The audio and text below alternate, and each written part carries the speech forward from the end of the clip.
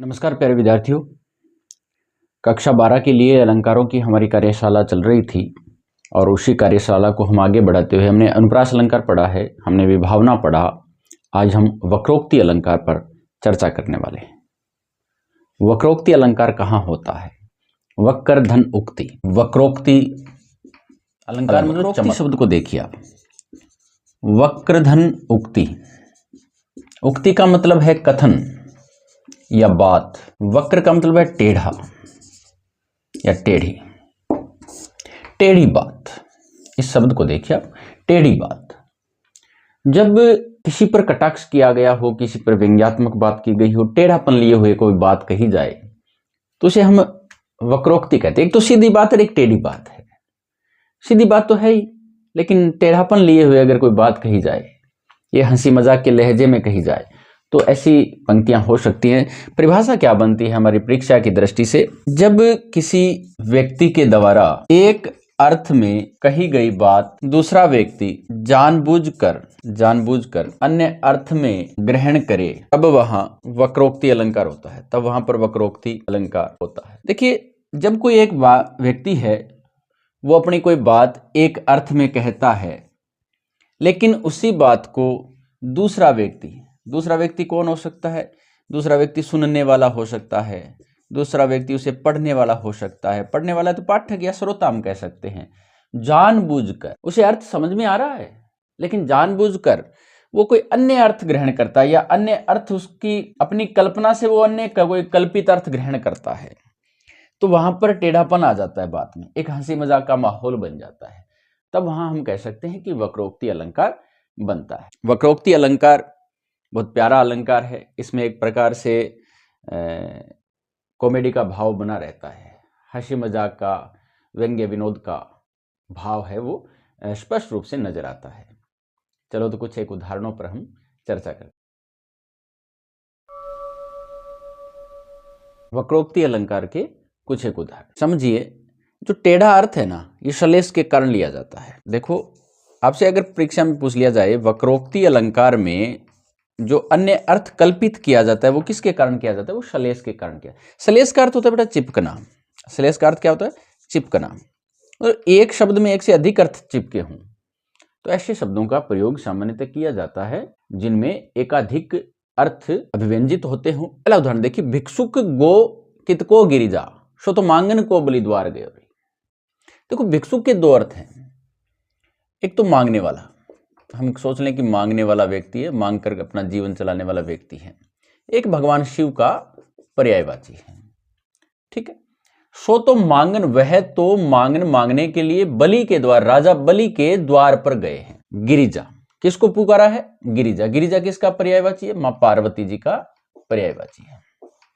ये माता लक्ष्मी और माता पार्वती के बीच का संवाद है। माता लक्ष्मी जी अपनी सखी पार्वती जी से पूछती हैं कि भिक्षुक गो कितको गिरिजा, कि शिव जी कहां गए? हे पार्वती, शिव कहां गए? लेकिन शिव को शिव न कहकर लक्ष्मी जी ने क्या कहा था? भिक्षुक कहा था। कवि की कल्पना देखिए।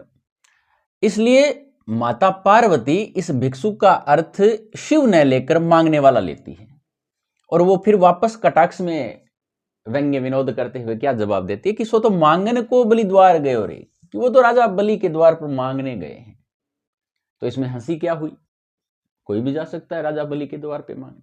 लेकिन बात यूं नहीं है कि भगवान विष्णु है ना, भगवान विष्णु वामन अवतार धारण करके, एक बच्चे का, मांगने वाले का रूप धारण करके राजा बलि के द्वार पर मांगने के लिए कभी गए थे। ऐसी कोई कथा हम सुनते हैं। तो लक्ष्मी जी ने शिव जी के लिए जो कटाक्ष किया था, पार्वती जी ने वापस घुमाकर लक्ष्मी जी को ही सुपुर्द कर दिया कि वो वहीं गए हैं जहां पर कभी तुम्हारे पति स्वामी गए थे। तो ये होगी एक हंसी मजाक की बात। अगला उदाहरण देखिए, है पशुपाल कहां सजनी। यहां भी वही लक्ष्मी जी माता पार्वती से कहती हैं कि पशुपाल कहां है सजनी मेरी प्रिया। पशुपाल भगवान शिव का भी पर्यायवाची है और गवाले का भी पर्यायवाची होता है, गवाला कह लो। है पशुपाल कहां सजनी, लक्ष्मी जी ने तो कहा कि शिव जी कहाँ है, लेकिन माता पार्वती ने वापस क्या दिया कि यमुना तट पर धेनु चराने गए, गाय चराने गए। धेनु का अर्थ होता है गाय, गाय चराने गए। भगवान विष्णु कृष्ण अवतार में, द्वापर में कृष्ण अवतार के समय यमुना के किनारे गायें चराया करते थे। ऐसी कथाएं आपने सबने सुनी होंगी। तो है पशुपाल कहाँ सजनी, पूछा था कि पशुपाल कहाँ गया, लेकिन माता पार्वती ने तो फिर वही कटाक्ष वापस सुपुर्द कर दिया कि आपने जो हमें कहा वही आप ले जाइए। गिफ्ट के बदले गिफ्ट हो गया, रिटर्न गिफ्ट दे दिया कि पशुपाल कहाँ है, तो पशुपाल तो यमुना तट पर। तो माता लक्ष्मी को इस प्रकार थोड़ी लज्जा हुई होगी कि यार वहां तो कौन चराया करता था, वहां तो अपने स्वामी कृष्ण अवतार में जब थे तब वो गायें चराया करते थे। तो ये हंसी मजाक का हो गया थोड़ा सा। अगला देखिए, कौन द्वार पर हरि में राधे, क्या वानर का काम यहां। भगवान कृष्ण राधा के द्वार पर आए, गेट को नोक किया, टक टक किया और पूछा राधा ने भीतर से कि द्वार पर कौन है। तो कृष्ण ने बाहर से क्या कहा, हरि में राधे, क्योंकि भगवान कृष्ण का पर्यायवाची ना हरि। हरि अनेकार्थक शब्द है, हरि का अर्थ भगवान श्री कृष्ण भी है, हरि का अर्थ भगवान विष्णु तो हो ही गया, लेकिन हरि का अर्थ वानर भी होता है, हरि का अर्थ सिंह भी होता है, शेर भी होता ना। तो मजाक करते हुए राधा ने पूछा, या ऐसे ही पूछा होगा, द्वार के बाहर कृष्ण खड़े ना, तो ऐसे ही पूछा होगा, पता थोड़ी चलता है बाहर से कौन द्वार बजा। तो राधा ने पूछा कौन द्वार पर, तो बाहर से कृष्ण ने आवाज दी हरि में राधे। तो राधा जी पहचान गई, कान्हा आया। लेकिन थोड़ी सी चुटकी लेते, थोड़ा सा हंसी मजाक करते हुए बात को टेढ़ा लेकर जाती हैं मां राधा। क्या कहती हैं, क्या वानर का काम यहाँ, कि यार वानर का यहां पर मेरे द्वार पर क्या काम है।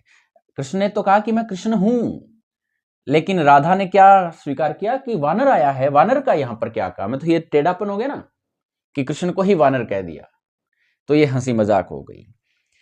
अब गोपियां कृष्ण से कहती हैं कि हरि अंबर देहु हमें कर में, कर का मतलब हाथ, अंबर मतलब, अंबर के भी दो अर्थ हैं, सलेश से लिया जाता ना।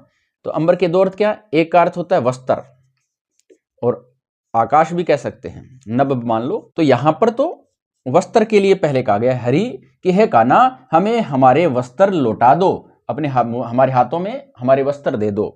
लेकिन कृष्ण वापस कटाक्ष करते हुए क्या कहते हैं, गइये किन को, किन जो कर में नभ आवे। ऐसा कौन है जिसके हाथों में पूरा अंबर आ जाए, आसमान आ जाए। तुम अंबर मांग रही हो, और अंबर किसी के हाथ में आता थोड़ी, आसमान किसी के हाथ में थोड़ी आ जाता है। तो इस प्रकार से व्यंग्य विनोद के साथ जो बातें चलती हैं वहां वक्रोक्ति अलंकार होता है। में बताया गया है कि जब काव्य पंक्ति में कोई व्यक्ति एक बात को एक अर्थ में, अपने निजी अर्थ में, हमारे दिमाग में जो पहले से स्थिर है उस अर्थ में व्यक्त करता है, लेकिन उसको सुनने वाला व्यक्ति, उसको पढ़ने वाला व्यक्ति उस अर्थ को अपनी मर्जी से कोई दूसरे अर्थ में कल्पित ले जाता है, उस बात को कहीं और ले जाता है। बात सीधी सीधी चल रही थी, उसे वो टेढ़ा करके ले जाता है, तब वहां पर वक्रोक्ति अलंकार होता है। और ये टेढ़ापन किस अलंकार के कारण आता है, ये श्लेष के कारण आता है। क्योंकि आपने देखा श्लेष का मतलब है कि कम से कम दो अर्थ तो निकले। तो यहाँ भिक्षुक के दो अर्थ हैं, पशुपाल के दो अर्थ हैं, वानर के, इसके हरि के दो अर्थ लिए हैं, अंबर के हमने दो अर्थ लिए हैं। तो ये दो दो अर्थ लेना यानी कि श्लेष अलंकार के कारण हुआ है। तो निश्चित रूप से आपको ये कक्षा आनंददायी लगी होगी, कुछ गुणवत्तापूर्ण लगी है तो आप निश्चित रूप से लाइक सब्सक्राइब कीजिएगा और अपने इष्ट मित्रों में शेयर कीजिएगा। Thank you, God bless you.